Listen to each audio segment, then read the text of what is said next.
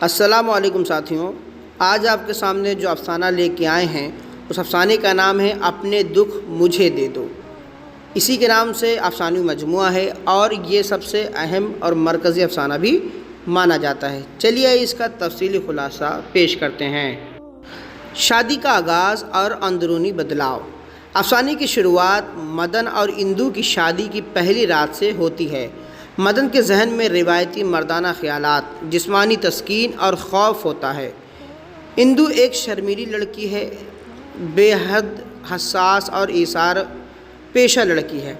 پہلی رات جب مدن اضطراب میں ہوتا ہے، اندو مدن کے سخت ہاتھوں کو اپنے نرم اور ملائم گالوں پر رکھتے ہوئے تاریخی جملہ کہتی ہے، تم اپنے دکھ مجھے دے دو۔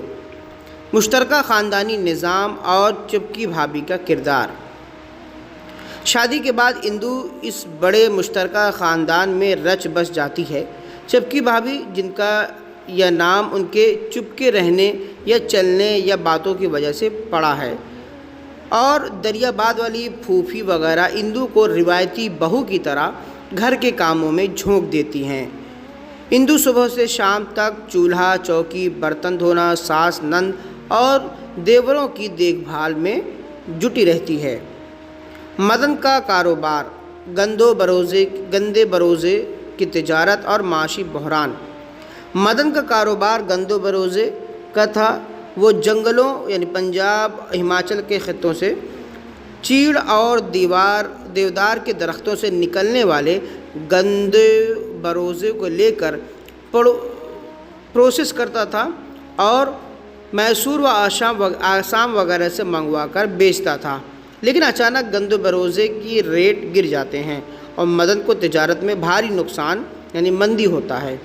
آمدنی کم ہو جاتی ہے اور گھر کے معاشی حالات خراب ہونے لگتے ہیں۔ اس مندی اور تجارتی پریشانی کا اثر مدن کے موڈ اور خاندانی زندگی پر پڑتا ہے، لیکن اندو خاموشی سے گھر کا خرچ چلاتی ہے۔ بابو جی دھنی رام کی بیماری اور اندو کی خدمت۔ مدن کے والد بابو جی دھنی رام ریلوے میں ہیڈ کلرک سے ریٹائر ہوتے ہیں اور اب یعنی ٹی بی اور دیگر بیماریوں کے مریض ہیں۔ وہ رات کو جاگتے ہیں اور بے چین رہتے ہیں۔ اندو اپنے خسر یعنی بابو جی کی بیٹی کی طرح خدمت کرتی ہے، انہیں وقت پر دودھ اور دوائیاں دیتی ہے۔ بابو جی بھی اسے بہو کی بجائے بیٹی کی طرح چاہتے ہیں اور اس کی صحت کا خیال رکھتے ہیں۔ مدن کا نفسیاتی تحول۔ ابتدائی طور پر مدن اندو کو صرف ایک جسمانی ضرورت سمجھتا تھا، لیکن جب وہ اندو کو دن رات گھر کے ماحول میں گھستے، سسرال والوں کے طعنے سنتے اور اپنے حسن و جوانی کو گھر کی گرہستی میں قربان کرتے دیکھتا ہے تو اس کے دل میں اندو کے لیے صرف جسمانی کشش کے بجائے ایک گہرا احترام، تقدیس اور سچی ہمدردی پیدا ہوتی ہے۔ بیدی نے اندو کے اس ایثار کو دروپدی کے چادر اور سیتا کے صبر سے تشبیہ دی ہے۔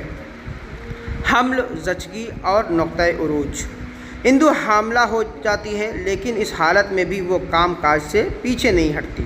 آخر میں جب بچہ یعنی بیٹے کے ولادت ہوتی ہے اور اندو زچگی کے شدید درد و کرب سے گزرتی ہے تو باہر کھڑا مدن اندرونی طور پر ٹوٹ جاتا ہے۔ اسے عورت کی قربانی اور اس کے دکھ کا صحیح ادراک ہوتا ہے۔ یوں مدن اور اندو کا رشتہ صرف جسمانی نہیں بلکہ ایک روح اور جذبے کا رشتہ بن جاتا ہے۔ یہیں پر افسانہ مکمل ہوتا ہے۔ آئیے سوال و جواب کو دیکھتے ہیں۔ سوال نمبر 1 ہے، افسانہ اپنے دکھ مجھے دے دو کا سنِ اشاعت کیا ہے اور یہ کس مجموعے میں شامل ہے؟ تو جواب اس کا افسانہ بیدی کے افسانوی مجموعے اپنے دکھ مجھے دے دو میں شامل ہے، جو 1965 عیسوی میں شائع ہوا تھا۔ سوال نمبر 2، راجندر سنگھ بیدی کا کون سا افسانہ ہندوستانی عورت کے ایثار اور گھریلو زندگی کی عکاسی کے لیے سب سے زیادہ مشہور ہے؟ تو جواب ہے اپنے دکھ مجھے دے دو۔ سوال نمبر 3 ہے، افسانے میں مدن کے والد کا نام اور پیشہ کیا تھا؟ تو جواب ہے والد کا نام دھنی رام اور وہ ریلوے سروس میں ہیڈ کلرک کے عہدے پر فائز تھے۔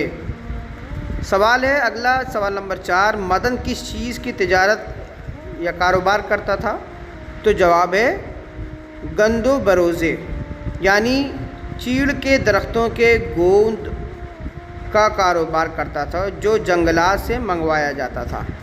سوال نمبر 5، مدن کی بھابھی اور پھوپھی کا افسانے میں کیا نام یا پہچان آئی ہے؟ تو جواب ہے چپکی بھابھی اور دریاباد والی پھوپھی۔ سوال نمبر 6، مدن کی چھوٹی بہن اور چھوٹے بھائیوں کے نام کیا ہیں؟ تو جواب ہے بہن کا نام دلاری ہے جبکہ چھوٹے بھائیوں کے نام پاسی اور کندن ہے۔ سوال نمبر 7 ہے، تم اپنے دکھ مجھے دے دو، یہ جملہ افسانے میں کون، کس سے اور کب کہتا ہے؟ تو جواب ہے یہ جملہ اندو اپنے شوہر مدن سے شادی کے پہلی رات کہتی ہے جب مدن اپنے خیالات میں الجھا ہوا ہوتا ہے۔ سوال نمبر 8، بابو جی کو کون سی بیماری تھی جس کی وجہ سے وہ راتوں کو بستر پر بے چین رہتے تھے؟ تو جواب ہے بابو جی کو دک یعنی ٹی بی کی بیماری تھی اور وہ سانس اور کھانسی کی تکلیف میں مبتلا تھے۔ سوال نمبر 9، بیدی نے اس افسانے میں اندو کی مظلومیت اور ایثار کو واضح کرنے کے لیے کس ہندو دیومالائی کردار کا استعارہ استعمال کیا ہے؟ تو جواب ہے دروپدی کا افسانے میں بیدی لکھتے ہیں کہ جیسے دروپدی کا چیر ہرن ہو رہا تھا ویسے ہی اندو کی جوانی اور حسن کا ہر وقت گھر کے گرہستی میں استعمال ہو رہا تھا۔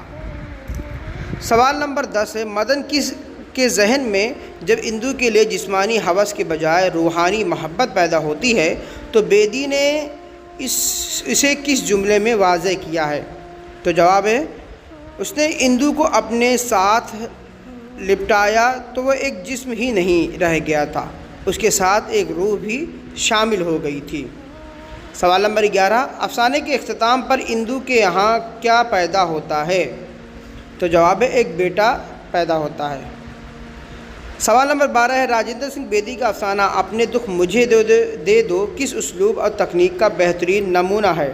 تو جواب ہے یہ افسانہ نفسیاتی حقیقت نگاری، علامت نگاری اور اساطیری و ثقافتی عناصر کے حسین امتزاج پر مبنی ہے۔ یہیں پر ہمارا افسانہ مکمل ہوتا ہے۔ اگر آپ کو افسانہ پسند آیا ہو تو زیادہ سے زیادہ لوگوں تک شیئر کریں، سبسکرائب کریں۔ تب تک کے لیے بہت بہت شکریہ۔